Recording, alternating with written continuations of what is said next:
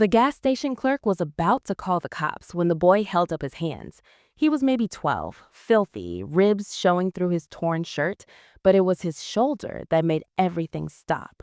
A faded tattoo, crude and homemade, just 3 letters, FTW. The Hells Angels behind him in line went silent from, and what hits you the hardest in the story. If it moves you, give this video a hype to show some love. The Flying J truck stop sat at the junction of Interstate 40 and Route 68 outside Gallup, New Mexico, where the high desert stretched in every direction, and travelers stopped only because their gas tanks demanded it. It was 9 p.m. on a Thursday when Marcus Reaper Stone and 4 of his brothers pulled their Harleys into the parking lot. They'd been riding for 11 hours straight from Albuquerque, heading back to their clubhouse in Flagstaff, Arizona. Exhausted, didn't begin to cover it. The New Mexico charter had thrown them a solid funeral for a fallen brother, Jackhammer, who died in a highway accident 3 weeks prior. Now, they just wanted hot coffee, road food, and maybe a few hours of sleep before the final push home. Reaper was 56, president of the Flagstaff Charter, with gray threading through his black beard and eyes that had seen too much, but somehow still believed in something resembling justice. Behind him walked Wrench, the club's mechanic and philosopher, Nomad, who'd been riding solo for 20 years before finding the club, Stitch, former army medic with steady hands and a steadier heart, and Bones, the enforcer, who looked like he could break concrete with his fists, but cried at dog rescue videos.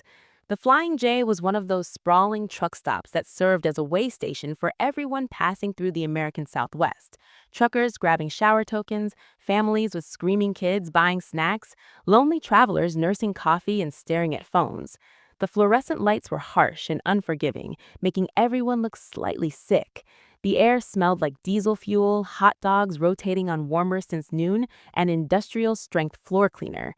Reaper headed straight for the coffee station while the others scattered, Wrench to the bathrooms, Nomad browsing magazines he wouldn't buy, Stitch checking his phone for messages from his daughter, Bones standing guard by the door out of habit. That's when Reaper noticed the kid. He was hovering near the candy aisle, all sharp angles and desperate eyes.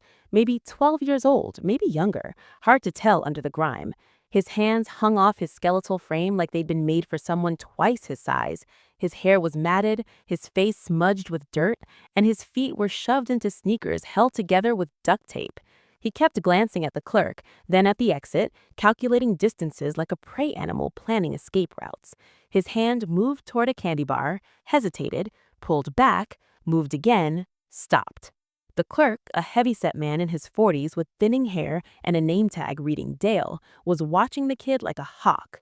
"Hey," Dale called out sharply, "I've seen you in here 3 times this week. You gonna buy something or just keep loitering?"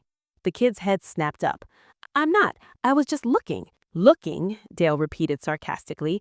He came around from behind the counter, moving toward the boy with purpose.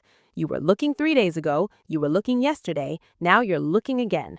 I'm about 5 seconds from calling the cops." The kid backed up against the shelf, hands coming up defensively. "Please don't. I'm sorry. I'll leave. I'm leaving right now." That's when Reaper saw it. As the boy raised his hands, his oversized shirt sleeve slid down his left arm, exposing his shoulder. There, faded and amateurish, done by someone who clearly didn't know what they were doing, was a tattoo. 3 letters in crude, shaky script. FTW. Reaper's blood went cold. He knew what those letters meant. Every biker in America knew. Forever 2 wheels. A motto, a code, a declaration of brotherhood. But more importantly, those specific letters and that specific style belonged to someone, and whoever had put them on this kid